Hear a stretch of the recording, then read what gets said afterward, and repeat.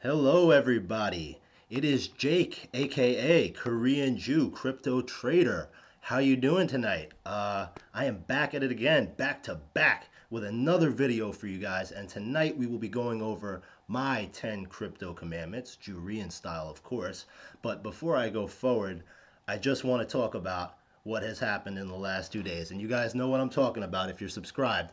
But yeah, WTC is lit. We are officially here, and for those of you that are new and those that have been in this space, uh, that right there is the essence of crypto. That excitement, the FOMO, all of it. I'm really, really, really, really thankful for all of the support. Honestly, the comments, people hitting me up on Twitter saying, thank you. I'm so glad I watched that video. I made money.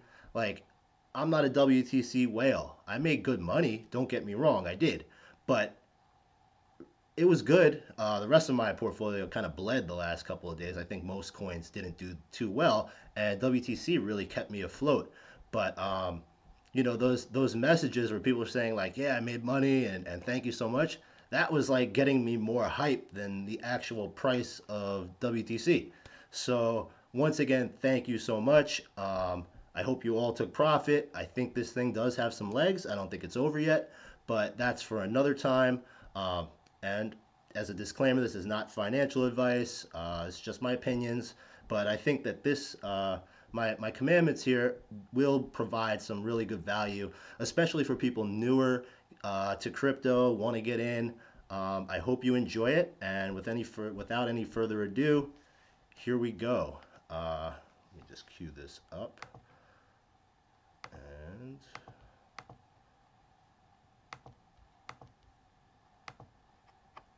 oh, 1, 2, 3, 4, 5, 6, 7, 8, 9. It's the 10 crack commandments. not crack, crypto. Okay, so let's get into it. Number one, security comes first. This is A1 most important thing when it comes to crypto. You could build up a huge portfolio, you're a whale, and with a blink of an eye, all of your money is gone. I mean, crypto can be extremely unforgiving. Uh, so, hardware wallets, for those of you that don't know, these are devices. They go in a USB drive. They're also often referred to as cold storage or cold wallets because once you connect them to your computer and load your coins onto them, you then would unplug them so that they're not actually connected to the internet. So they're cold. Tracer, Ledger Nano S are the two most popular. I have a Tracer, but I kind of wish I had a Nano, but it was on back order. But the Tracer does work fine. Um, yeah, there are other quality wallets out there, but definitely if you're diving into the space and you're looking to make a sizable investment, something that, let's say, I can't put a number on it, but these wallets cost about like $100 to $200. So, 10% of what you're investing, if you're putting 2,000 in, it's a really good investment. Definitely look into it. If you're waiting on back order or you don't have the money yet, you want to make some money, you don't have enough funds, there are plenty of great software wallets. These are called hot wallets also, hot storage. My Ether wallet is free. It's very good. You can add all ERC20 tokens, store your Ether on there. You can even load that onto your Tracer or Ledger so that you can store all those on Cold Wallet. Jax is a mobile app. They have had some problems in the past, but it's good to use for some tokens that aren't stored on other wallets, like ETC is one that comes to mind. Exodus, I personally use. I like it. It's kind of sleek, very cool looking. And all these wallets do give you access to your own keys. I skipped 2FA. I'll get back to that. But yes, when it comes to cryptocurrency, if you do not own your own private keys, you do not own those coins. This goes for leaving your coins on an exchange that doesn't give you your own keys. Most of them don't. So if the government were to come in or it was to get hacked, you don't have control of it. So owning your own keys is extremely important. You'll hear it everywhere, and it's not for no good reason. A lot of these commandments, either I learned myself the hard way or I learned from other people's mistakes. So never underestimate security. 2FA. 2FA is when you are either signing up to an exchange, or you can use it for other things like email, where you would download either Google Authenticator or Authy. These are applications you can put on your smartphone where it links your login to your smartphone so that once you enter your password, you would then have to open the application authenticator on your phone, and it'll give you like a 6 digit password that changes every 20 seconds. So if somebody were to get your passwords to your logins, they would have a hard time doing anything with it unless they had your cell phone too. So yeah, that really is key. So many people get burned by not having 2FA. Really, really big one. Um, Avoid scams, phishing. I mean, there's a lot of money moving around. It's moving around digitally, electronically. Uh, there are scammers everywhere. Do not give your password. Do not never give your keys to anyone. I mean, your private keys should be written down on paper and put in a safe or hidden in a book, or don't even show your wife. Hide those. Well, your wife should know in case something happens to you. She needs your keys. But yeah, do not do not write a note in your phone or text it to yourself. You will get hacked, and there are so many different scams, phishing scams. If you don't watch porn on the computer you trade on, that's a big one because, as we all know, the porn, I won't go into it, but it's a legitimate concern because there's a ton of different like Trojan viruses and no pun intended, but yeah, do not do it.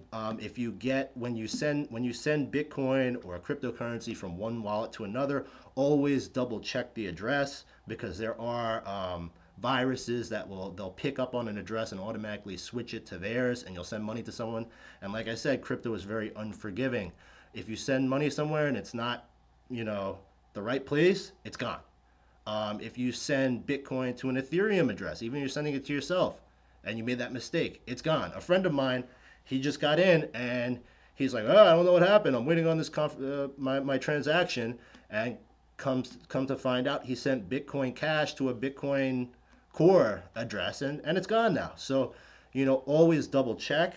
Very important. Security. That's the worst. I mean, buying a crappy coin that dumps feels bad, but losing your money like this in any of these ways because you weren't secure, you rushed, or you didn't pay attention is really horrible feeling. Number two, register for multiple exchanges. In America, I don't know about the other countries, but on and off ramps, the main ones are Coinbase and Gemini.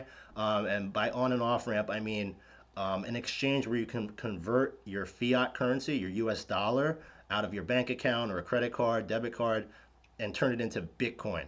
On Coinbase, you can turn it into Bitcoin, Litecoin, and Ethereum. On Gemini, you can do Bitcoin and just Ethereum right now.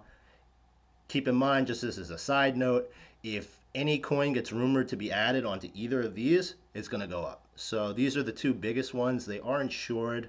Well, I know Coinbase is. Somebody in the comments let me know about Gemini. I'm not sure. I think they are, but they're pretty secure, and they're good for buying buying coins. But anyway, the point here, the reason why I say multiple exchanges is when traffic gets high. I mean, like let's say there's a crash, or something major happened and people are buying Bitcoin and the traffic starts to build up. For some funny reason, Coinbase tends to always go, it's like down 30% of the time. Anytime you want to buy Bitcoin and it's like crazy and your friends are texting you, hey, buy Bitcoin, you go to Coinbase, it's done. So always have Gemini on deck and ready. Um, I'll get I'm going to make other videos kind of elaborating on each of these because we could talk for a long time and I'm trying to, be as concise as possible. But yeah, you definitely want to register and get verified for these, both. And GDAX is an exchange that works in partnership with Coinbase. It's much better because I believe that the fees are like, I don't think there are fees, or they're very minimal compared to Coinbase fees. And also you can set orders and maneuver like a real exchange, where in Coinbase the app is just like buy, and they pretty much nail you for the highest price. With GDAX you can put in, buy orders, sell orders that'll automatically hit if they go to that level that you're looking to buy at.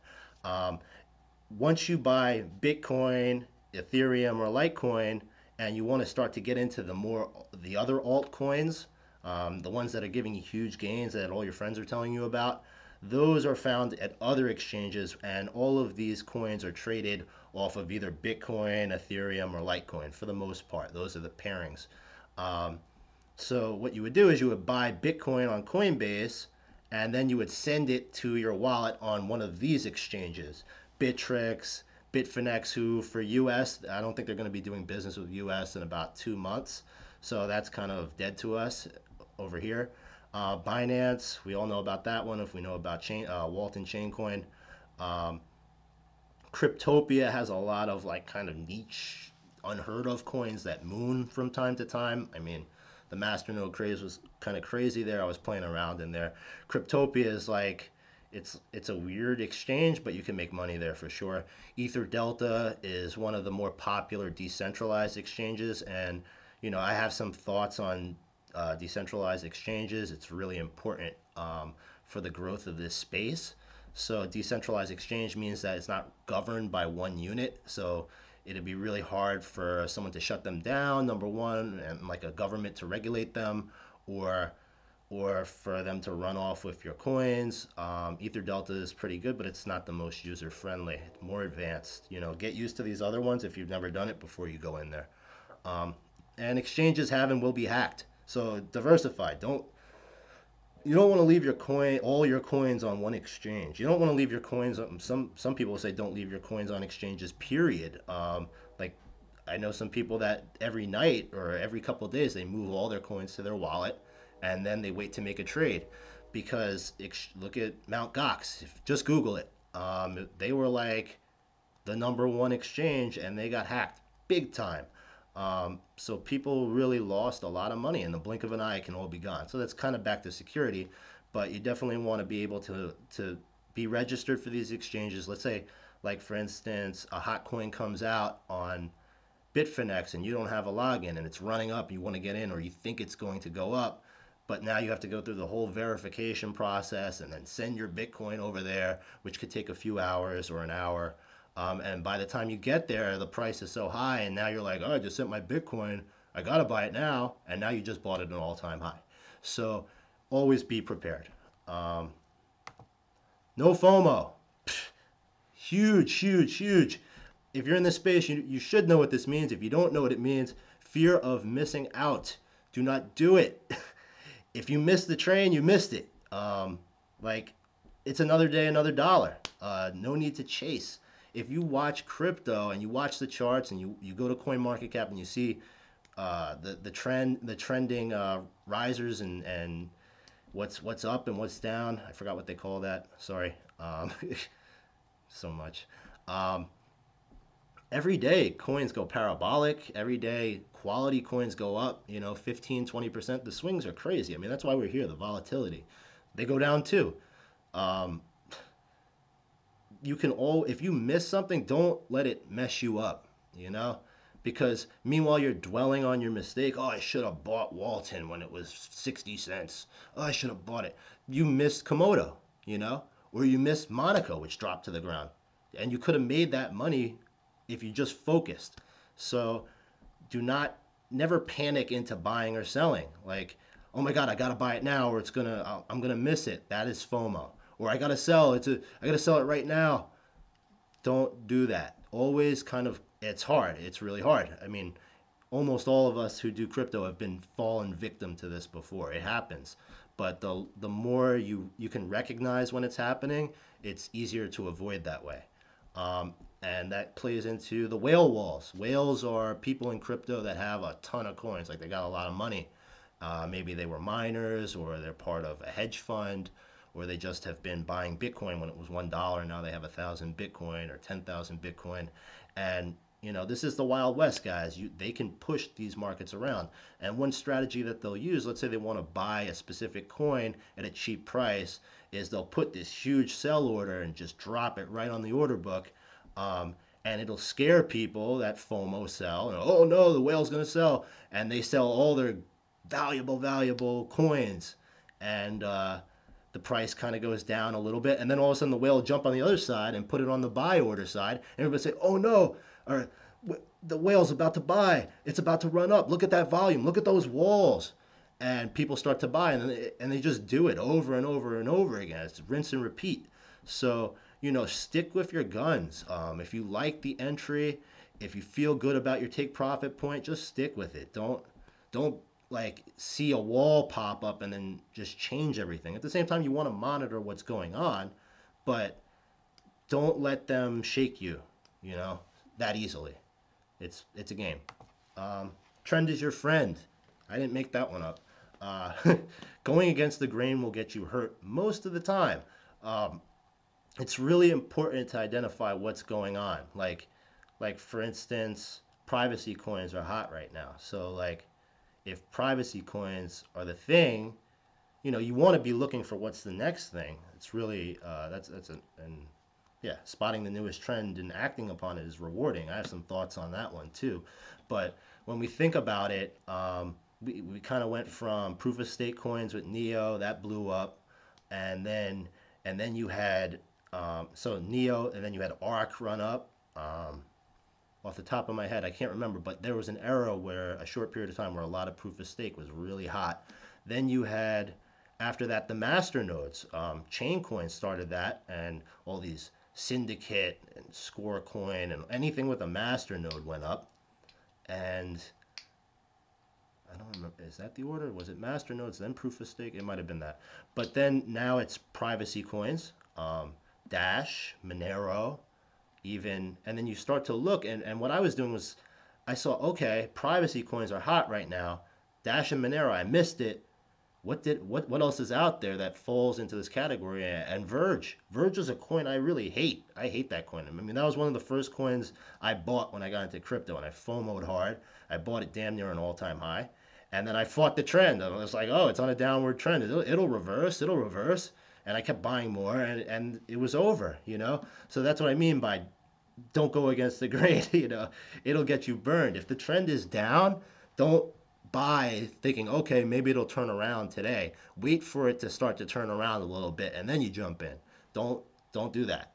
Um, but yeah, so I bought Verge because it was one of those privacy coins that hadn't run up yet, and yeah, I made some money on it. Do your own research. Yeah, this one's self-explanatory. Don't watch my YouTube video and I say Walton Chaincoin is good and just go run out and buy it immediately. Even the people you trust. It doesn't matter who it is. Nothing beats doing your own research. The way I found Walton wasn't, I didn't watch a video, no one told me about it.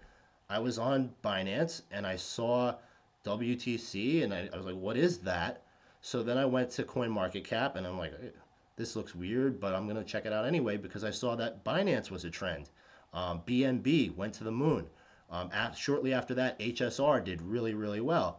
So anything that hits Binance right now, I'm kind of looking into. It doesn't mean that it's good. These trends change very quickly. But I went to the website and the rest is history. I dug in. Um, Trust, you definitely want to listen. Some people, if people have a track record and they seem like they're really on point, you know, if they say something, pay attention to it, but do your own research always, because you don't want to get stuck with a coin that you just bought because this guy told you to, and you feel like a real jerk, you know. Number 6, immerse yourself in the cryptoverse. Shout out to Chris Coney, what's Cryptoverse podcast and YouTube. That was one of the first guys I ever watched. This space is immense. And when I say immerse yourself, it's hard to get it all, but you gotta really like go to anybody that has influence, and even people that don't have influence, but especially the people that do. Even if you don't like them, like let's say there's some people out there, I don't know, we all know a couple that have a lot of followers, and we watch what they do and what they say, and they're kind of catering to a new crowd, and some of them seem like they're not the most honest people. They might do some pump and dump. I'm not pointing fingers. But it's important to follow those people and at least see what they're up to, because they might be getting into something you are already in, and it might be an opportunity for you. Just saying, people released some videos on Walton Chain Coin recently, and you better take notice. My personal, my guru, man, is Ryan Lee, the crypto grinder. That guy, man, he schooled me. When I first got into this, I was the worst. I was so bad. I bought Verge. Um, his videos, I watched them all, every single one of them.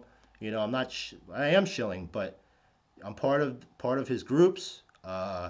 He's totally legit. Tai Zen, Leon Fu, awesome content. Watch all those videos. Quick Finger Luke, really good. Uh, what's the other guy? Crypto, Omar Bam. He's like kind of level headed. He doesn't do like a lot of trade advice. He just keeps you up to date. That's awesome. Chris Coney, I already mentioned. I download his podcast, listen to it on my way to work every day. He usually does two different casts every day, 10 minutes each. It's easy, just stay up to date with what's going on. Did I miss anybody? Oh, Box Mining also is another guy good for news, and he's been really bringing some awesome reports and interviews with some people lately. He had the CEO or the lead developer of Neo, and he's talking to the creator of Binance. He does a lot of good stuff. So Box Mining's awesome. Get active on social media, being in the space, Twitter, Reddit, Telegram, Discord channels, Facebook, anywhere you can get it. That's what moves these markets. So the more active you are, the more in tune you're going to be with what's going on. And this is important. Do not let it run or ruin your life. Don't lose your wife over crypto. It's not worth it, man. But if your wife does want to divorce you, what you need to do is convert your Bitcoin into Monero, and they will never be able to get it from you. So take all your fiat and turn it into Monero. That's not legal advice, but that's what I would do in that scenario. Number 7, have a game plan. You got to decide what you're trying to accomplish here. Are you trying to make $100? Do you want to make a few $100 every week, or what do you want to do? What's your investment size? Never invest more than you're willing to lose. I mean, it's cliche and everybody says it, but it's so true, because if you need to if you need that money, and you got to, first off, the liquidity isn't there yet, it's time, but it will influence the way you trade. If you're like, I got to make a trade, I got to make 200 or $500 this week, or I can't eat, you know, it's you're definitely putting too much in there. And then you got to tailor and create your portfolio accordingly.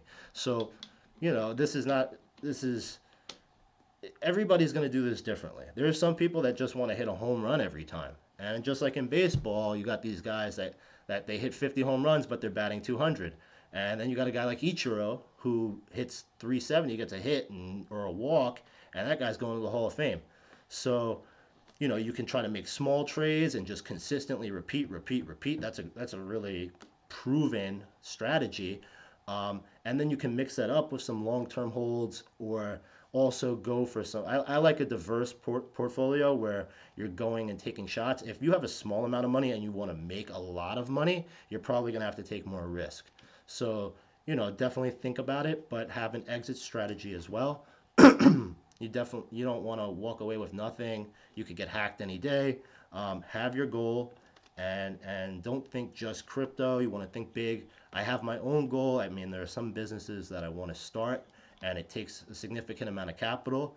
So in crypto, I'm loving it, but once I get to a certain amount, I have a specific plan of what exactly I'm going to do, and I'm not going to be reliant just on crypto. And at the end of the day, the goal is financial freedom for me, and to retire young and live a nice life, provide for my family. So yeah, if you stick to these plans, you can avoid these impulsive actions.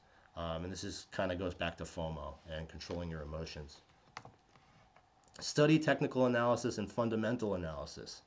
I think a lot of people have covered this before me. There are so many videos. Coinigy is undervalued. If it was a coin, I would buy it right now.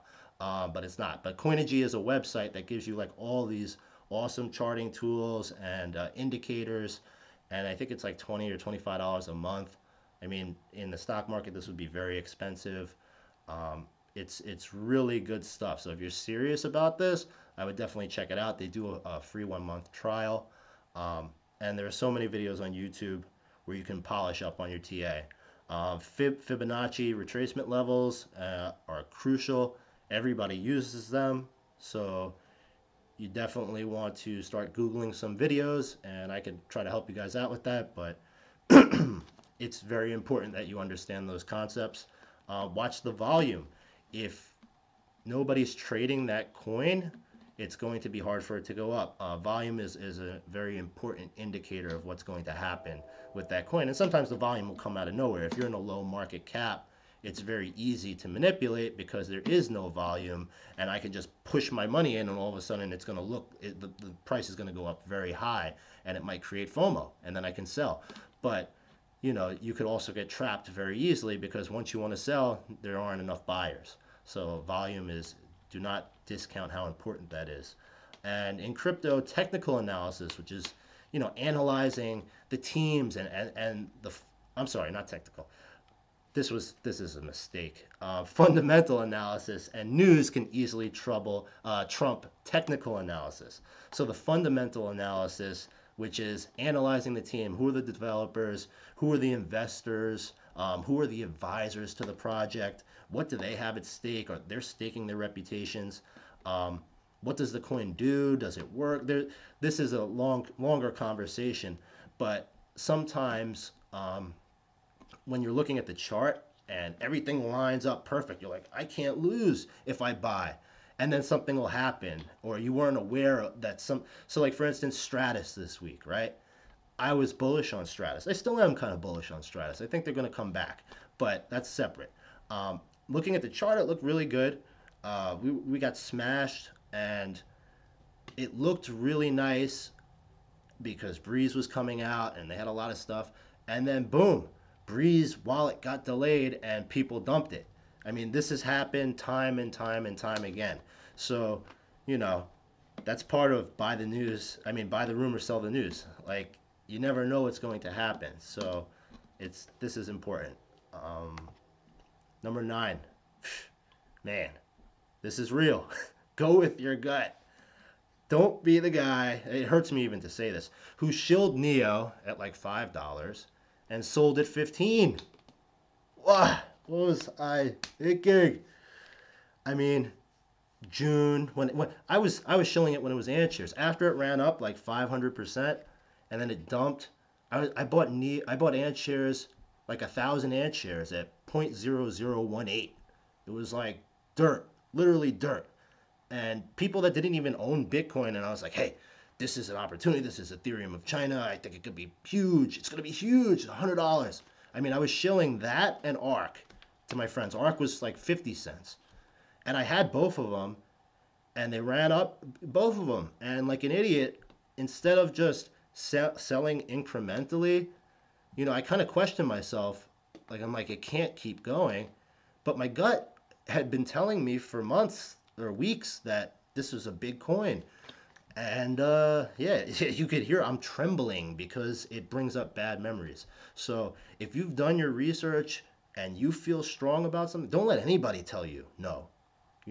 Go with your gut. I mean, cover yourself, take profit, which we'll talk about. But go with your gut. You got it. And number 10, this is the most important rule, maybe, aside from number 1, and they go together. Do not lose your money. Don't lose it all. Take profit. It sounds simple, like Neo.